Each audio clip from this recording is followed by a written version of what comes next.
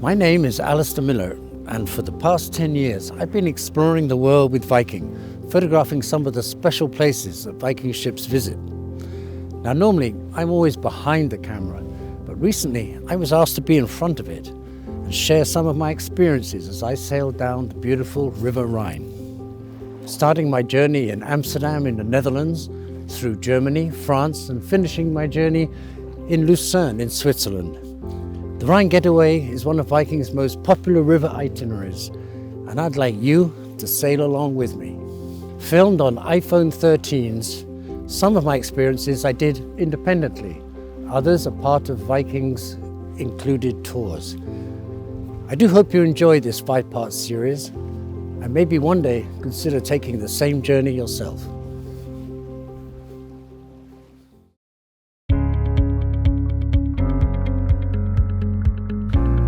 In this episode, I walk in the old town of Koblenz and then take a cable car up to the massive fortress for some spectacular views. In the afternoon, I marvel at the colours and castles of the Romantic Middle Rhine and finish the day tasting some excellent white wines.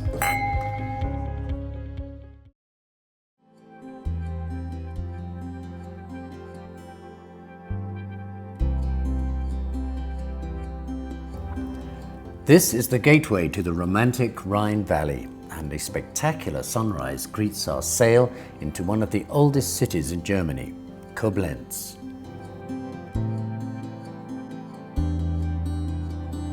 Sitting strategically at the confluence of the Rhine and Moselle rivers and in the heart of Germany's wine region, the UNESCO site of Koblenz offers up a rich fusion of French and German cultures, where historical heritage and the modern-day present intermingle.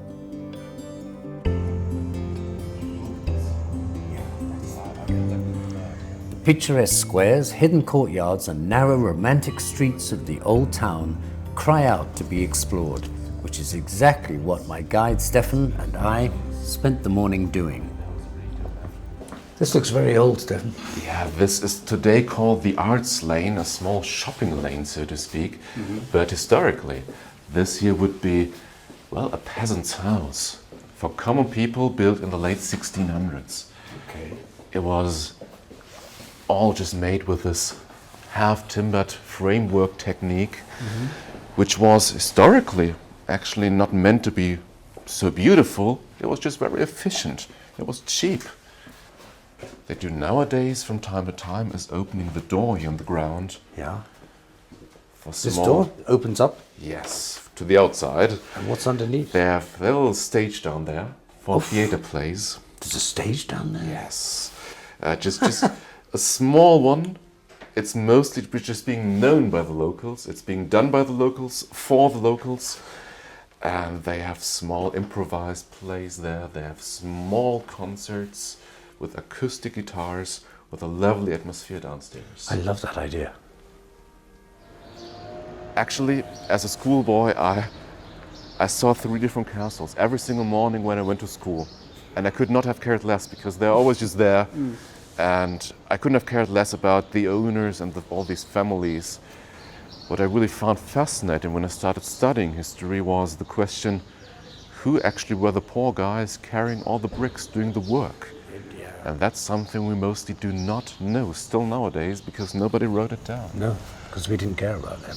Exactly. No. The worth of life was not the worth of a, well, sheet of leather. Yeah, it's a bit like my job. Yeah. If you compare to that. I'm joking. That's a joke.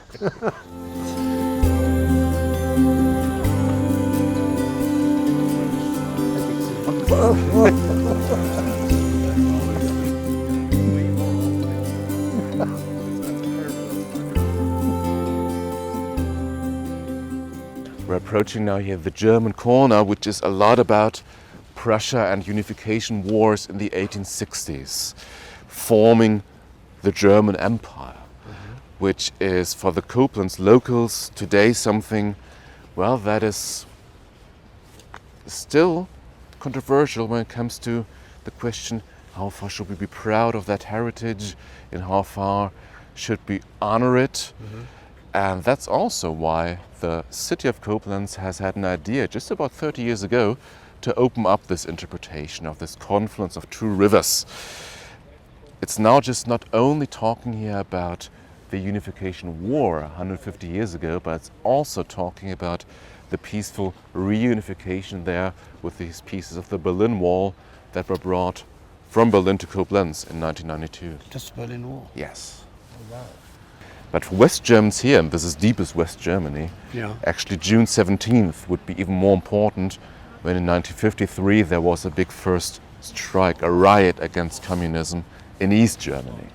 Was it brutally crushed? Yes, it was crushed by the Soviet tanks. Yeah.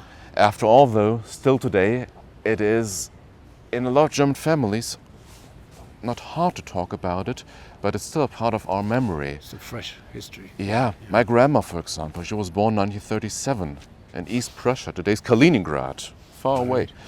So she grew up as an orphan in East Germany, and she was a believer. She would believe that Stalin saved her. So about that year, 1953, she doesn't remember any of the riots, but she does remember that Stalin died that year. And she still today remembers how sad she was. Of course, she now knows about the Gulag system, about the dictatorship going on. But it's hard for her to cope with these feelings.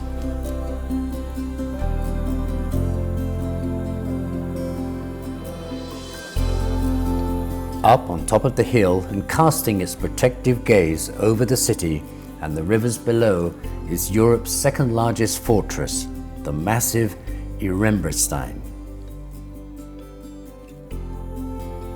Built by the Prussians in the 1800s in a region frequently invaded by the French, the fortress was never attacked. Getting up there is made easy with a cable car, which offers up some spectacular views as it hovers slowly over the Rhine.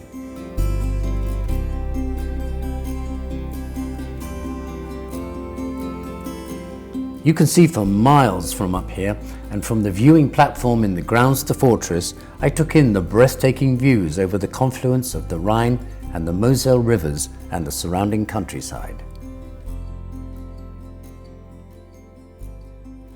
You know, I was talking to someone the other day who wrote a book about the Rhine, and he was saying that, and I thought this was interesting, he was saying that rivers in the world generally, and with the Rhine, they unite along their length, but they divide on their width. Yes. So the trade and things goes up and down, and but the rivers are often borders. Yeah, it's not so much frontiers. Sensible anymore nowadays, but for a long time, I mean, beginning with the Romans, this was a border. And in the Middle Ages, it was sometimes a bit different that actually archbishops from Trier, they would live on this side. They would live down there in Eremberstein, in that village, and governing their archbishopry beginning here from down hills down below the fortress. But mostly the Rhine was the end, the beginning of a new territory.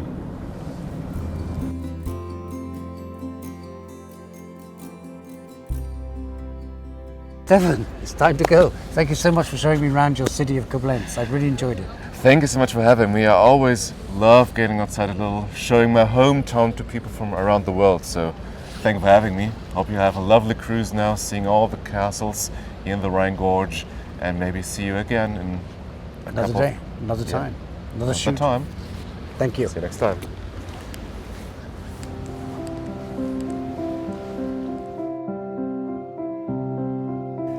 Welcome to the Romantic Middle Rhine.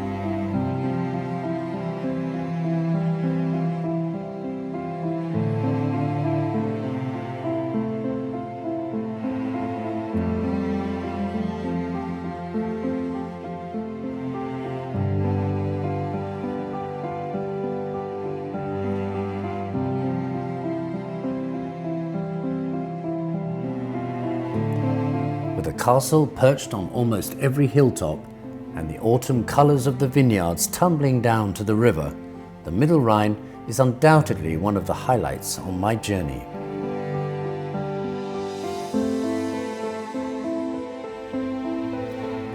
case you're wondering why so many castles were built here, well, many of the fortresses were constructed in a time when there were over 350 independent little states in what is today's Germany, and the castle owners would put heavy chains across the river and then only lower them when duty had been paid.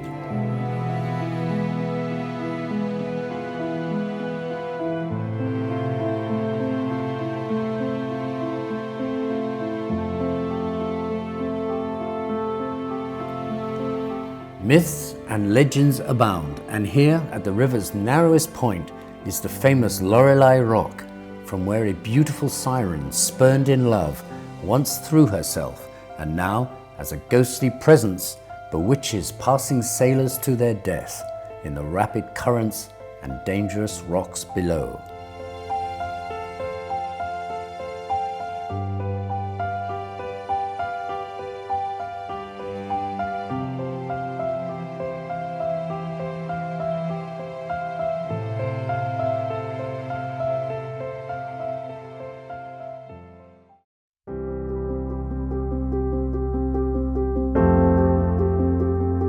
This is wine country, so I arranged a visit to the Schloss Johannisberg, famous for its production of excellent Riesling white wines.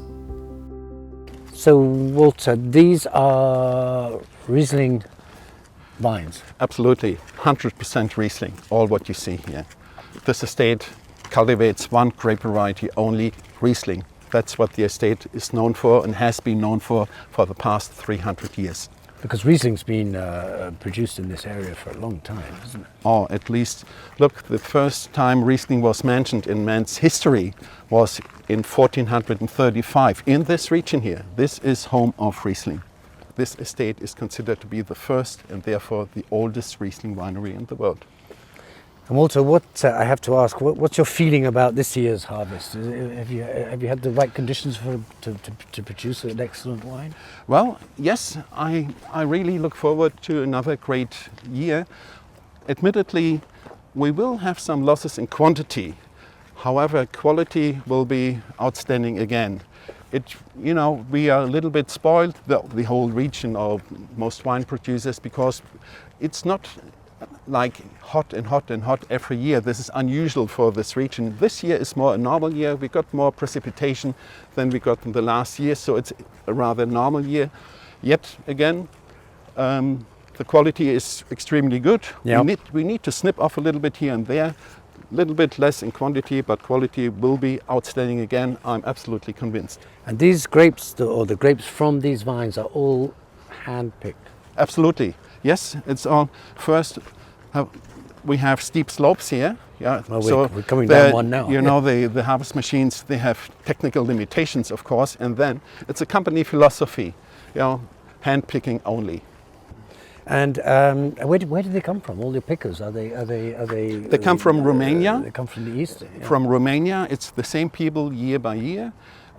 It started off with two men knocking on the door decades ago, asking for a job during the harvest time, and they were really good. Next year they came again with the brother and the uncle, and it's one family clan. It's 60 people, 60 people. Meanwhile, they're excellent people, very reliable, and they know precisely what to do. No need to train them every year again and again. If something is not clear, since it's one huge family, is no language barrier, they explain their family members what to do, and it works wonderfully. And these are all your vines? Absolutely. It's a absolutely premium site. It's perfect. The setting is perfect. It's beautiful. It's really beautiful. It's a nice angle of slope. This is south, straight ahead, so they're facing 100% southwest facing, which is perfect, being in the northern hemisphere, and they get a maximum of sunshine hours, and it's an absolutely premium site since centuries. This hillside here. And approximately how many bottles would you expect to produce? Well, we are sort of not the largest winery in Germany, but one of the outstanding ones, and we produce on average, in an average year, about 300,000 bottles. That's 0.75 of a liter per bottle. That's our average annual production. Can we go and taste some? Certainly. After you, Walter.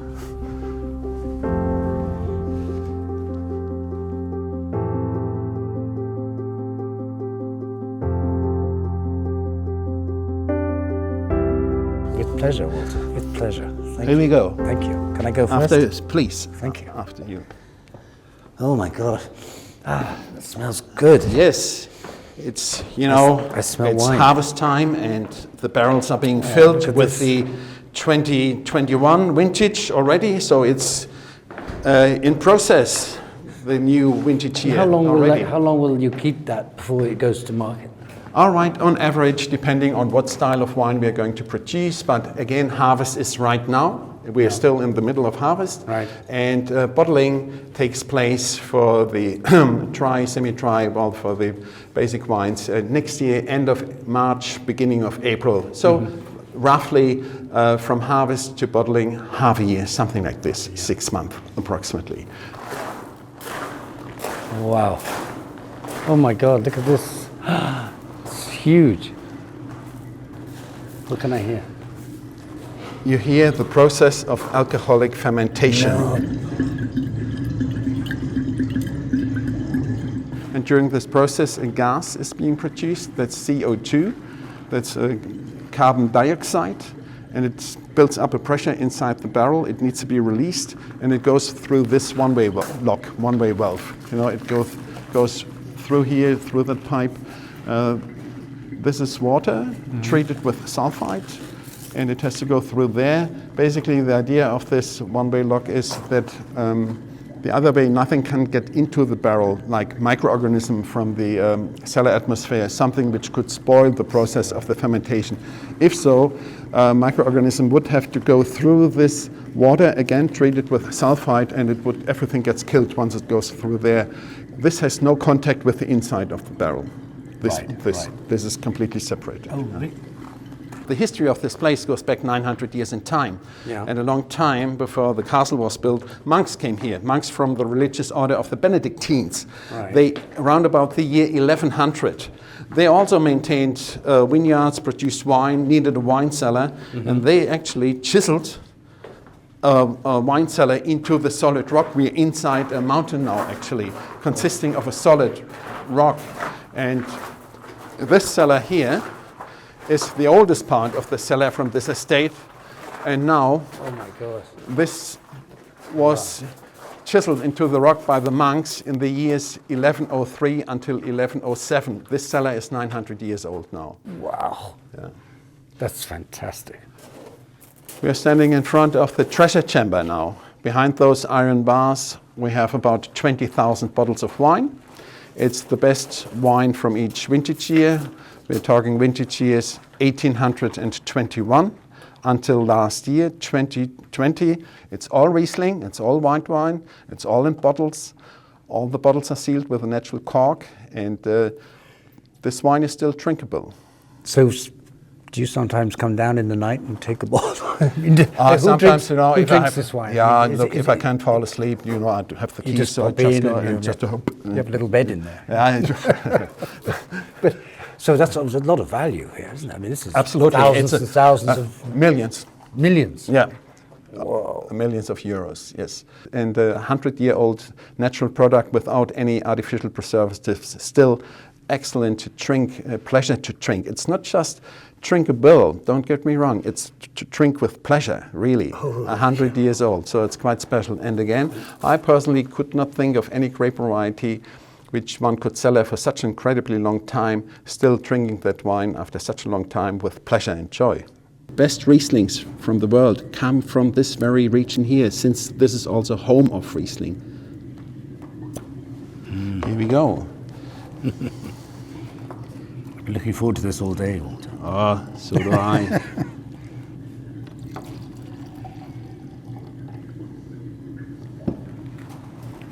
Alastair, here we go. Oh, you're so kind. Thank you. Oh well. Can I say Prost? Zum Wohl, we say. Zum Wohl. Zum Wohl. Zum Wohl, Alastair. It's a pleasure having you here. Still very young, I'm but starting to get some of the apricot. absolutely. Really fruity nose. A little bit of lemongrass too. And, well, we'll see what you think. Cheers.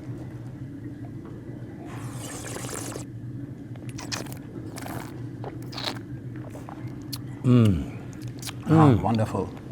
It's dry. It's nice Absolutely and dry. nice, with a nice pronounced, crisp, fruity, dry, natural acidity. Yeah. Yeah, quite, very lively, this wine, wonderful. And it's, as they say, long in the mouth. It's, Absolutely, it's, a long finish Yeah. it has. Long- yeah, a that's long long finish. finish. It doesn't disappear once it's gone. It sticks with you in a nice sign way. of a good wine. Yeah. Yeah, absolutely, absolutely. Yeah, it's a dry wine. It's low in residual sugar. We have about 8 gram residual sugar per 1 liter of wine. Nicely balanced with about 7 gram natural crisp fruity acidity, a very important natural ingredient in that wine too. And we have about 13% alcohol here. And in that beautiful candlelit cellar, Walter and I sniffed, slurped and tasted those delicious Rieslings long into the night. So thank you, Walter. It was a memorable evening.